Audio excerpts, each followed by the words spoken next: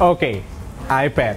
Uniknya di K2G kita belum pernah sama sekali membuat konten iPad ya. Terlepas iPad itu adalah gadget Apple ketiga yang paling lengket sama gue selain AirPods dan juga iPhone. Video kali ini simpel aja. Gue pengen sedikit cerita-cerita ringan mengenai iPad dan juga sekaligus icip iPad Air 5. Seperti biasa, jangan lupa kalian subscribe ke channel YouTube K2G kalau belum, dan juga klik like atau dislike di akhir video nanti supaya membantu kami bersaing di tengah algoritma YouTube yang makin kemari makin kompetitif.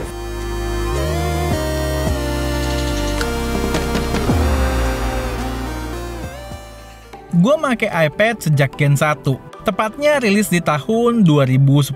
Barangnya masih ada sama gue nih, tapi udah nggak hidup aja sekarang dan kondisinya udah memprihatinkan. Dan sampai sekarang, gue masih rajin upgrade iPad. Sampai dengan tahun 2018, gue rutin ganti iPad tiap keluar iPad generasi terbaru yang varian flagship. Namun, sejak 2019 sampai sekarang, gue milih-milih aja, nggak semua yang keluar gue gas. Sebenarnya, bisa dibilang gue itu telat nyadar ya. Nyadar kalau sebenarnya iPad itu kegunaan utama di kehidupan gue adalah sebagai media consumption device, bukan untuk produktivitas utamanya. iPad tuh mayoritas selalu gue pakai setiap hari untuk baca news, mantau berbagai social media, nonton berbagai konten dari OTT, sometimes mantau Telegram, ngecek e-commerce, baca e-book di Kindle, gaming ringan, dan maybe sesekali scripting, online meeting, atau light editing di LumaFusion. Dengan catatan, yang 3 item ini super jarang gue lakukan di iPad. Jadi mau gonta-ganti iPad sampai kapanpun, dan secanggih apapun, ya experience dari hal-hal yang gue lakukan sehari-hari itu nggak akan banyak berubah. Pastinya gue pernah mencoba iPad berbagai ukuran, dari yang mini sampai yang 12 inch. Tapi buat gue, yang sweet spot tetap yang berada di rentang 9 sampai dengan 11 inch. Dan so far gue settle di iPad Air 4. Kalau gue mau kecilan, iPhone gue yang gede ini udah cukup.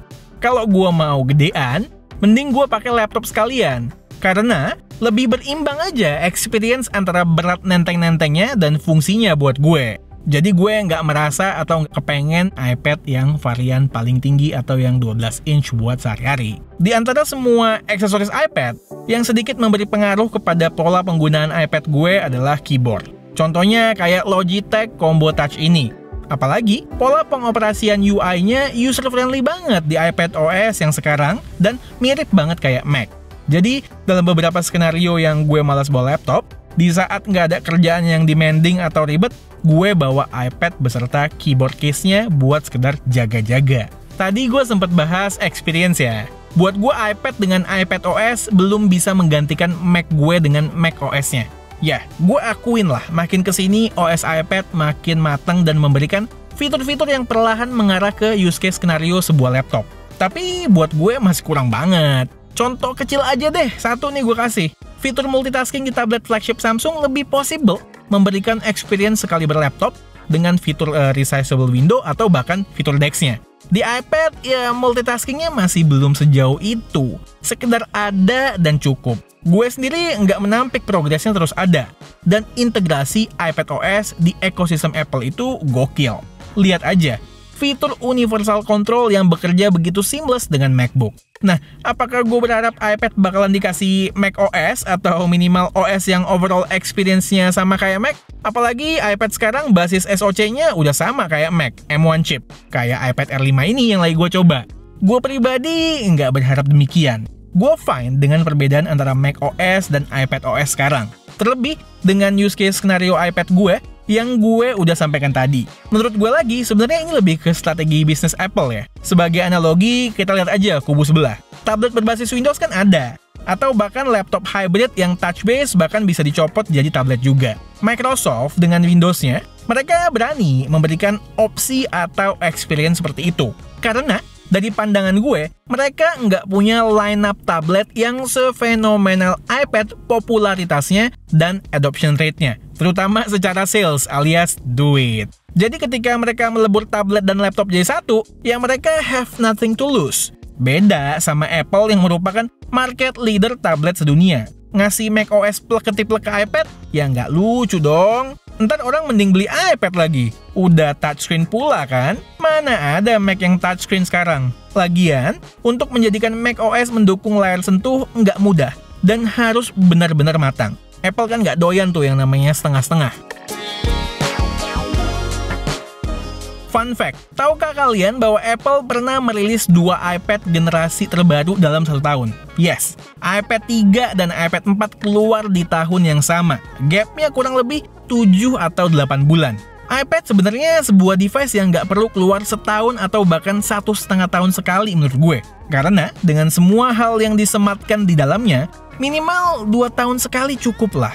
Kompetitornya pun jauh di belakang. Bukan maksud gue nggak perlu mikirin kompetitor ya, tapi ya gimana? Namanya cari duit kan si Apple. Jadi tiap ngeluarin gen baru, improvementnya seiprit-seiprit.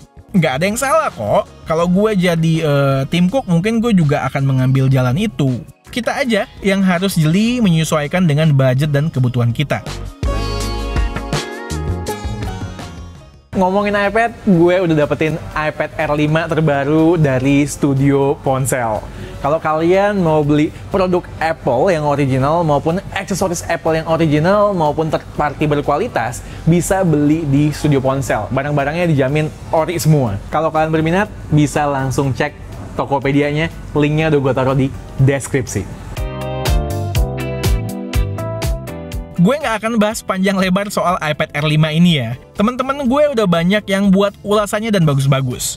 Gue pribadi sebagai user iPad Air 4, pengen tahu improvementnya apa aja sih di iPad Air 5 ini. Yang jelas, yang jadi headline adalah SoC M1. Gue rasa di planet bumi nggak ada tablet di rentang harga yang sama yang punya performa setinggi iPad Air 5. Nggak lupa, sekarang ditandem dengan RAM yang 2 kali lebih besar untuk nafas yang lebih panjang saat multitasking. Penting nih buat tablet.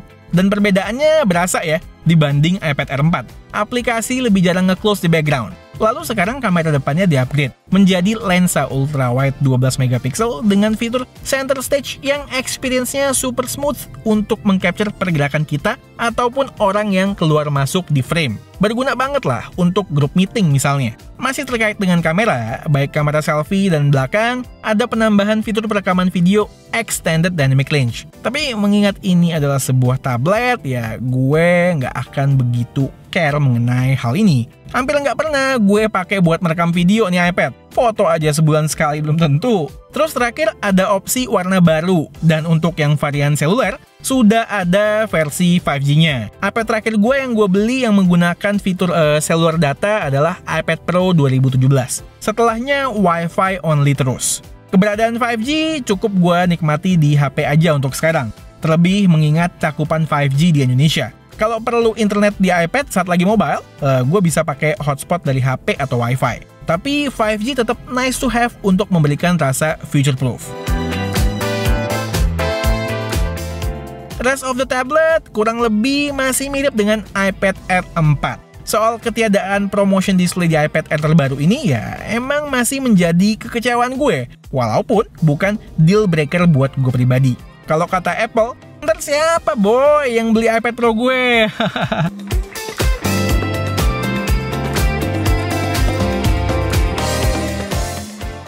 Oke, itu tadi adalah sedikit cerita gue atau pengalaman gue selama menggunakan iPad sejak tahun 2010 ya sampai dengan sekarang ini. Kalau kalian juga mau sharing, ada yang berbeda pendapat, boleh drop komen langsung di bawah. Terkait iPad Air 5, gue sudah menggunakannya selama kurang lebih 2 minggu. Dan sampai sekarang, gue belum memutuskan akan upgrade full time ke iPad Air 5 atau tidak. Karena sejatinya gue nggak ada komplain berarti di iPad Air 4 dan juga gue belum merasa begitu perlu atau membutuhkan improvement yang ada di iPad Air 5 kecuali nanti kalau harganya semakin turun.